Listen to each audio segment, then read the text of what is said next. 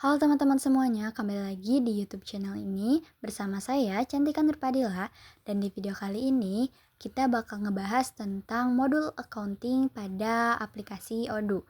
Nah, jadi teman-teman, modul akuntansi pada aplikasi Odoo ini merupakan salah satu komponen inti dalam sistem ERP yang dirancang untuk mengelola semua aspek keuangan akuntansi sebuah organisasi. Setelah kalian mengklik modul accounting, kalian akan ditampilkan ke tampilan menu dashboard. Dashboard digunakan untuk memetakan kinerja organisasi secara keseluruhan. Berbagai metode visualisasi digunakan untuk ini, termasuk bagan, diagram, dan formulir atau representasi lainnya. Selanjutnya, menu customer. Nah, menu ini digunakan untuk mengelola semua transaksi dan hubungan perusahaan dengan pelanggan. Pada menu customer terdapat invoice. Nah, ini itu adalah daftar faktur yang dibuat untuk pelanggan. Pengguna dapat membuat, mengolah, dan melacak status faktur dari menu ini. Selanjutnya itu ada credit notes atau nota kredit. Nah, di menu ini itu digunakan untuk mencatat kredit yang diberikan kepada pelanggan. Lalu ada payment atau pembayaran. Nah, kita itu bisa mencatat semua pembayaran yang diterima dari pelanggan di menu ini. Lalu ada juga produk. Nah, ini itu berisi daftar produk atau jasa yang dijual kepada pelanggan. Lalu ada customer. Nah, ini itu untuk mengelola informasi terkait pelanggan, termasuk nama, alamat, kontak, dan informasi pembayaran. Selanjutnya ada modul vendor. Nah, ini itu digunakan untuk mengelola semua transaksi dan hubungan perusahaan dengan vendor atau pemasok. Menu ini itu membantu perusahaan dalam pencatatan dan pemantauan kewajiban pembayaran serta pengeluaran yang terkait dengan pembelian barang dan jasa. Pada menu vendor yang pertama itu ada bills atau tagihan. Nah, ini itu adalah daftar tagihan yang diterima dari vendor. Lalu ada refund. Nah, di menu ini digunakan untuk mencatat kredit atau pengembalian uang kepada vendor. Lalu ada payment atau pembayaran. Nah, di sini itu kita dapat mencatat semua pembayaran yang dilakukan kepada vendor. Lalu ada employee expense. Pada menu ini mencakup pengeluaran yang dikeluarkan oleh karyawan yang perlu diganti oleh perusahaan. Lalu ada produk. Nah, di menu ini itu berisi daftar produk atau jasa yang dibeli dari vendor. Lalu selanjutnya ada vendor. Nah, di sini itu kita itu bisa mengelola informasi terkait dengan vendor, termasuk nama, alamat, kontak, dan informasi pembayaran lainnya. Lanjut kita ke menu accounting pada modul accounting di Odoo ini. Nah, ini itu merupakan pusat utama untuk manajemen dan pencatatan semua transaksi keuangan perusahaan. Menu ini itu menyediakan berbagai fungsi yang memungkinkan pengguna untuk melakukan pembukuan, menghasilkan laporan keuangan, dan mengolah aspek-aspek lainnya dari akuntansi. Yang pertama itu ada journal entries. Di sini itu kita bisa menggunakannya untuk mencatat semua transaksi akuntansi secara rinci. Selanjutnya ada journal item. Nah, ini itu adalah rincian dari setiap entry jurnal. Lalu ada transfer. Nah, ini itu digunakan untuk mencatat transfer antar akun. Lalu selanjutnya ada analytic item. Nah, ini itu memungkinkan kita untuk melacak dan menganalisis biaya dan pendapatan berdasarkan kriteria tertentu. Ada juga aset. Nah, kita itu bisa menggunakan menu aset ini untuk mengelola informasi terkait aset tetap perusahaan. Lalu ada loans atau pinjaman. Nah, di sini itu digunakan untuk mengelola informasi tentang pinjaman yang dimiliki perusahaan. Dan yang terakhir adalah lock dates, tutup tanggal.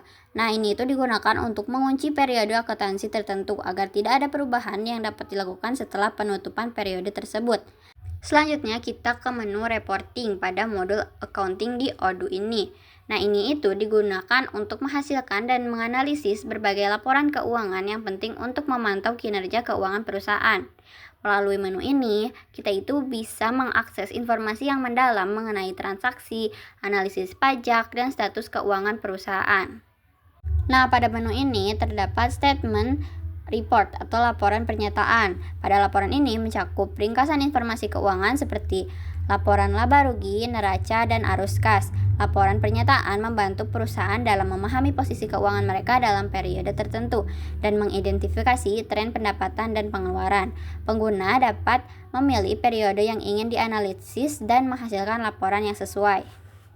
Selanjutnya ada audit report atau laporan audit. Pada menu ini menyediakan laporan yang dirancang untuk keperluan audit, mencakup rincian transaksi, entry jurnal, dan informasi lainnya yang diperlukan untuk proses audit internal ataupun eksternal.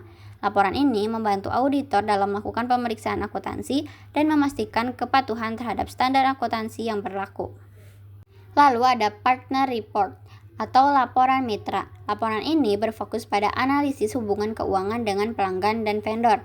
Ini itu mencakup informasi seperti laporan piutang yang belum dibayar, sejarah transaksi dengan mitra, dan analisis kredit. Menu ini membantu perusahaan dalam mengelola hubungan dengan mitra bisnis, serta memastikan bahwa pembayaran dan piutang dikelola dengan efisien. Dan yang terakhir adalah manajemen report atau laporan manajemen. Nah, di sini itu disediakan laporan yang ditujukan untuk manajemen perusahaan, memberikan analisis kinerja keuangan yang lebih mendalam. Di laporan ini itu mencakup analisis varian anggaran, analisis biaya, dan informasi lainnya yang relevan untuk pengambilan keputusan strategis. Selanjutnya itu ada menu configuration. Nah, menu ini itu berfungsi untuk mengatur berbagai pengaturan dasar dan lanjutan yang memengaruhi cara modul accounting ini beroperasi.